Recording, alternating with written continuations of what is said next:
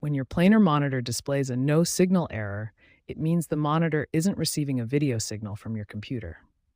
This is a common issue that can be resolved with systematic troubleshooting. This error typically stems from three main causes: incorrect input source selection, faulty or loose cable connections, or problems with your computer's graphics settings. The first troubleshooting step is power cycling. Turn off both your monitor and computer, unplug them for 30 seconds, then plug them back in. Importantly, turn the monitor on before the computer. Next, verify that your monitor is set to the correct input source. Use your monitor's menu buttons to access the input source menu and select either HDMI or DisplayPort to match your cable connection. Cable connections are critical. Ensure your HDMI or DisplayPort cable is securely connected to both the monitor and computer. Check for any visible damage to the cable itself. Finally, test with a different cable or port if possible. This helps determine whether the issue is with the cable, the port, or another component.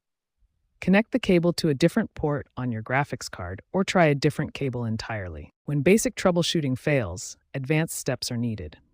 First, verify your display cable connects to the graphics card, not the motherboard. This is a common mistake that prevents signal detection. Next, check your display settings. Incorrect resolution or refresh rate can cause no signal errors. Access Windows display settings and verify compatibility with your monitor specifications. Test your monitor with another device like a laptop or different computer. This isolates whether the problem is with your monitor or your original computer system. For hardware issues, reseat your RAM sticks by removing and reinstalling them.